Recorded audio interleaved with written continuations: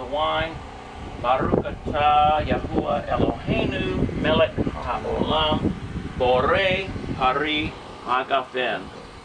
So we have in the canting, Baruch atah Yahuwah Eloheinu melech haolam borei pari hagafen. Amen. And then we can usually seal it with that Yeshua part that I gave you. So blessed are you, Yah, our Elohim, King Universe, who created the fruit of the vine. So why are they giving this to this chapter? Because there's a lot of feminine tensed words in here, and they're going to break it down for you. So let's go back to the beginning here and see what we can come up with. And in this chapter 2, when we get deeper into it, people that want to get onto the online classes, you're going to see they're going to start lining up the feminine and the masculine nouns. So it basically comes down to just memorizing which one is feminine or masculine. There's not 100% rule that any combination of letters, whether it be the last letter, whether it be the first or whatever, is the indicator and absolute certainty that it's going to be the tense. That's why it does require just to know what tense it is. So let's look at the first one. I think we covered Av in our first chapter. We looked at that last night. The gentleman there presented. But let's look at the word, the base word. Now, by the way, these are base words. What I mean by this is they are the base word by which we can build upon either suffixes, prefixes, adding nukud to change the meaning in some way. So we'll start out with our aleph. Okay, and then we will use what's called saray. And I'm going to start writing these so that you guys can make note of this. I'm going to transliterate that. T-S-E-R-E. Saray. Also sounding as in a Y in English, as in the English word hey. A. And then we have what's called a final form mem sofit. So how many final forms are there? Does anybody know? 5. When are they used? Who knows that? The end of the word. The end of the word. When these letters show up at the end of the word, if it's one of these finals, it transforms. So you notice the difference here. This is a final form, but what if this mem was at the beginning? It would look like this. For example, in the word mayim. Yod, Hirik, and look what happens at the end. Mem sofit. Marim. Okay? Mayim. So we've got mem here, and we've got mem here. The difference is this transforms from this form to this form. Okay, so that's the way it is with all those final forms. Some of them extend by a little line, like the chaf sofit, the noon sofit, and so on. Okay, so let's. I can find my little eraser here. Guess I have to use this. Ruby, you got a paper towel? Yeah, probably get something a little more efficient, but we'll make do with what we have at the moment. Okay, so let's go to the next one. Remember, of course, aim, that's given. Feminine tense, right? That makes sense. For mother. How about the word for blessing? Now, this is where we get into some deeper concepts. When we look at what the Father inputs in the femininity of creation. Things like Mother Earth, that the ability of the earth to produce trees, plants, food for us, to sustain us. All of that has a feminine tense. Eretz, feminine. Blessing, look at this. Isn't that something? Blessing is feminine tensed. Now this is what I've learned, and I've come down to this. There isn't. Now I don't know about these other like Chinese and those languages that are more pictographic. But one thing I know about Hebrew is that the Hebrew language affirms femininity. It compares femininity to anything that is a blessing, anything that's good, anything that produces, anything that's tender, anything that's loving. It is a great teaching point. It could apply to all kinds of discussions. So let's look at this second word here. Blessing, we get bracha in its base form. So we would start with that. Make sure there's a tail on there. Put a dagesh in there. Okay. Shiva, so we get the b sound. That's known as a vocal shiva. And then we would have resh. Okay, and then we would have kametz. Ba, ra. Okay, and then we would have chaf, which is a guttural. Looks like an inverted C with another kametz. Okay, so we have ba, ra, cha, and it ends with hey. We get that breathing motion. Ba, ra, cha, like that. Okay, so feminine, of course. All right, so let's. Yeah, that works good. Do adjectives have to go into correspond with the noun? Say again? Adjectives, do they need to correspond with the noun They and have gender? to match. That's what we're Okay. going to get into, yeah. Hebrew, you've got to match everything. So if there is a noun, and let's say you've got a sentence where every word has to match the tense of the tense of whether it's feminine or masculine. Okay. All right. So let's look at this next one. Eretz, we covered that. Okay, so that's land. Segol, Aleph Segol. Yeah.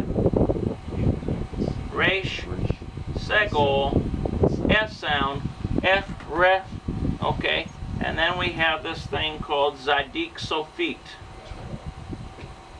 Okay, Zadik Sofit. And what this is, it's a TS sound, as in the English word nuts. Okay, Retz. Okay. Alright, so then what about the feminine form of you? Remember we talked about ata last time? That is masculine, referring to a man. If you were to say you, I would say to Bishop Snyder, ata, and then carry on. Or with a woman, it's simply at. Okay, so then we would get this here. Okay. Batach and tav. Make sure there's a foot. Okay. And we have a dagesh in there, give it to emphasis, and we end with a shava that closes it at you. Okay. And then let's see. Let's go down here to. Remember last time? Does anybody remember the Hebrew word for he? Remember it was who? Well, guess what? In Hebrew, it's very similar, except a hirik, yod, he ends with aleph. Okay, that means she. So, who is he and he is she? That's how it is in Hebrew. Who is he and he is she? That's how you remember it. Okay, now last time we covered the word for this. That was, remember, anybody remember that masculine word for this? Remember it was zeh? Well, what if you're using a feminine tense noun and you've got to connect this to that, it's going to be Zot. So that's what we are showing the difference here. We have Zayin and Holem, which is O, Zo. And then we have the Aleph, okay, and then we end it with Tav. Give it a foot, Zot. So, Zot if it's in reference to female for this, Zeh if it's in reference to male for this. So that's why I think you're coming to understand why it's so important to know the tense of whatever you're talking about to match up. Yeah.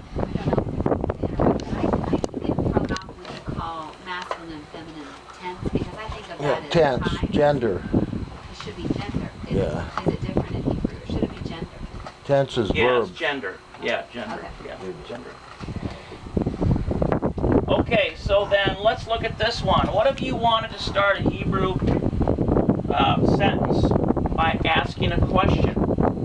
You've got to have who, like who is this, or something like this. If I were to say, who is this, in reference to Bishop Jackson, I would say, me say, who is this? If I wanted to say, who is this in reference to a woman, it would be me, Zot. Me, Zot. Who is this? Me, Zot. Me, Zot. You see the difference? Okay, so then that's just the mem. Okay, with a Hirik, Yod, makes it a long vowel, me. That's it. And that stays the same. That doesn't change. Okay? It doesn't change from feminine to masculine. Alright. Here's another word that is connected to femininity. It's a blessing type thing. It's Shabbat. Will we consider Shabbat a good thing? It's feminine tense. It's feminine tense. Okay? Like the Shabbat queen. Yes. Malka Shabbat. Shabbat is feminine tense. Okay, so, of course, we've probably seen this. We put our sheen.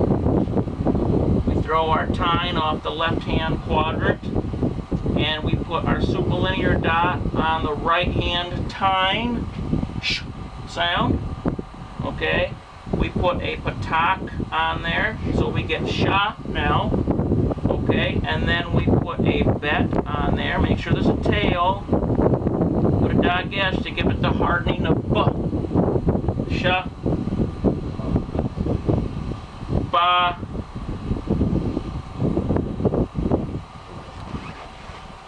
But. Okay, good. Alright, and then we have a proper name as our last vocabulary word, Sarah. Of course we know that's feminine.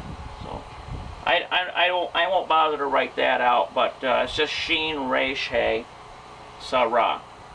Okay? By the way, yeah, it's Seen, Resh, Hey. The dot is on this side in that case. So it'd be just sound. Alright, so then as they continue here in this chapter, they're going to compare the feminine with the masculine. So you've got your father, Av, you, Atah, masculine. These are all masculine now. Zeth, this, Yisrael, that's masculine. Interesting. Melech, okay, that would be understood to be masculine. Moshe, okay, of course, for Moses. And Am, nation. And so they're going to compare, here's what we just covered. Aim, mother. At, you, feminine. He, she, Zot, Eretz, Baracha, blessing, proper name Sarah, of course, feminine, and Shabbat. So that's what they're...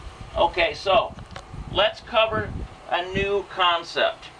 Does anybody know how we say the in Hebrew? Is that, who said that? That's right. Oh, I'm laughing at something Yeah. I read. No. Yeah, that's right. It makes the definite article. And so what we have here, ha, the, so what they're showing here is melech for king, but if you want to say the king and make it definite, Ha-melech. How about Shabbat? Make it definite. Ha-Shabbat, the Sabbath. Barakah, blessing. Barakah, the blessing. Okay, so it covers the definite article to get through this. Okay. Now, there may be some variation, because sometimes we might see hey as in the definite article indicator. We may see it with a patak. Guess what? It may be some other ones too. We could see it with segol. He. Just have to know that that's also the. Okay, we could see it with, see, I think sometimes you might see it with patak, like that. The first one was kametz. Yeah, kametz. Okay, kametz and or patak. So 3 of those options. So that's that, just to let you know that it's not always universal in the Naku. Okay. I think we covered the dots inside the letters, the dagesh, giving us emphasis. And on one of our further studies, we can actually explore all the variations of dagesh and how they work. I think that's beyond our scope here. And so when we get to these exercises, for example, let's say we wanted to say, we wanted to compare the sentences, this is the king, compared to this is the mother. In English, the only thing that changes is king and mother, right? Well, this will give you a good example of why it's important to know the tense, the gender of Hebrew. So let's look at this is the king, and then okay. So let's say if we want to say this is the king, we would use zayin, segol, and then hey. Why would we use zay instead of zot? Huh? Masculine. Because king is masculine. Right, so it has to match. 1 plus 2. Okay? So then if we say melech, we will put melech next to that. Or we could say ha. First we do ha. There we go. Let's try with ha first. Make it definite. Okay. And then trying to make sure we got enough room here. Segol, lamed. Okay. Segol. And we end with haf sofit. And it closes with a Shabbat, Melech. So these two go together. Okay? But what happens if we get rid of this? We get rid of Melech in there. And we throw aim on this side here. Okay? Ha. And then we would have, here's the word aim. Does anybody remember what aim? Well, my left could use some help today, couldn't it? Try to do that a little better. Okay, so Zeray, Mem Sofit. Okay, so does that stay the same there? Aim, the mother. Can we use Zet, aim? What then do we have to make this be? Remember? Zot. Somebody say Zot? Yeah, that's right. That's what we're talking about. That was why I wanted to give you that example. So when we're trying to read Hebrew or we're trying to understand Hebrew, that's the critical component that we're learning in this, is to know what the words are matching up, because it would give you a clue. If you knew Shabbat was feminine to start with, and you saw this word Zot, and you knew by the context it was this Shabbat or something like that, you could guess. You could guess what it meant by knowing the feminine tense. Okay? All right, so then instead we would have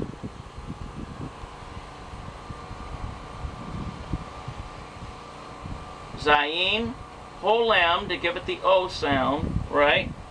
And then we would have Aleph and Tav. There we go. So, Ha'ain. That makes sense now. Okay, so that's it in a nutshell. Alright, so then they go over the exercises here. And when we do these classes, we're going to go over every single exercise. And I usually have people make sure they have paper with them and copy down what we're doing. And I usually show them how to trace, you know, like for example, a bet. I start with the bar here and I come up this way. It just is to make sure that gets a tail there. Because if we don't have that tail, it could look like this. And that's chaf. There are words that can be confused if you don't put what should be on there. For example, what about the difference between this and this? What's this one? Anybody recognize? Chet. And then this one? Tav. Tav. But if you don't throw that foot on there, or you don't know that that's got a foot, when you're reading, you'll make a mistake. So that's why rote memorization of at least the letters and all the vowel pointings are critical. Okay, what time have we got here? 1:30. Say again? 10:30. Past? Okay. My battery is dead. Okay. So how many more minutes do you think? Well, you can go. I can go 15 into a more discussion minutes. on the various Nikud. Would you guys like to learn about all the different Sure. Nikud? Mm-hmm. The vowel pointings? And if you've got paper, it might be advisable to put these down. Now you can also find these online, but there's some questions. Some of my students wonder, well, why is it that some of them have a Shabbat next to it? For example, we know that the bar, let's put an aleph here, okay? Okay, so what does that sound like? Because it's patach. P-A-T-A-C-H. Patach. Okay? Sound. But what happens if we throw a shavah next to it? It becomes a reduced patach. So that's what that means when you see that shavah next to a familiar pointing. It's in Hebrew it's called hataf patach. Hataf. Hataf meaning reduced. Okay? Now here's one I wanted to show you. Let's say we have the word kol, which it's strange because it uses a kametz, what's called a kametz hatuf. And normally a kametz would have the A sound, right? So like in the English word yacht. But a kametz hatuf transforms to an O sound. That's how we get the Hebrew word kol. And most people, when they start learning Hebrew, they'll pronounce it kal.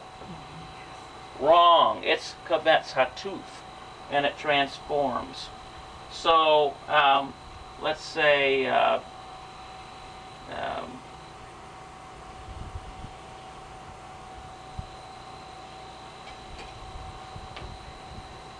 kal. Kaf. Notice there's no tail there. Thank you. Appreciate it. I tried to stick it in the pages of the book, so.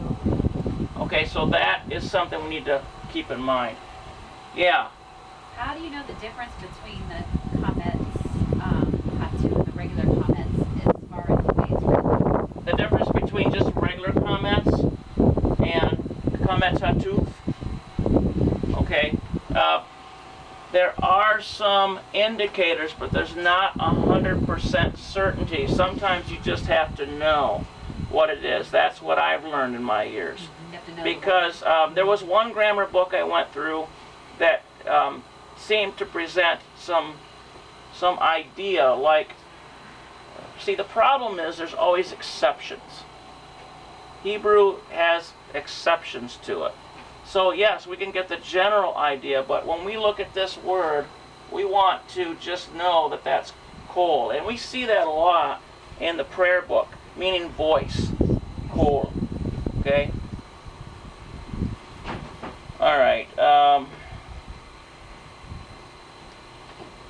So we covered the blessing over the bread. So let's look at some of these. So when we say Baruch atah, the blessing over the bread, Baruch is feminine, right? Blessing atah, and so that's why they're bringing this out. Eloheinu. Now here's something interesting. Does anybody know how we say our something in Hebrew? It's the prefix. It is the prefix shurek. Eloheinu would be our. Yeah, our Elohim. Yeah. Our Elohim. It'll be a suffix. Okay. So when we say Baruch atah Yahuwah Eloheinu, our Elohim,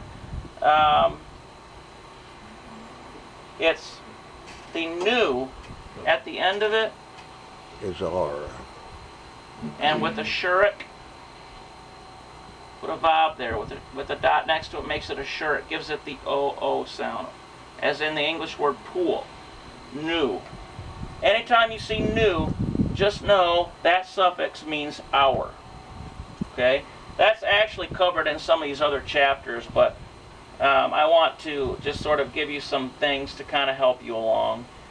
Okay, so let's look at some of these other ones. We've got, let's see here, ha'aretz. We notice that. That's why they're choosing this. What tense is that? Anybody? Aretz? Feminine. Gender. Feminine. Gender. It means land. Yeah, well, gender. That's right. I don't know why I keep saying tense, but gender. Land. Okay.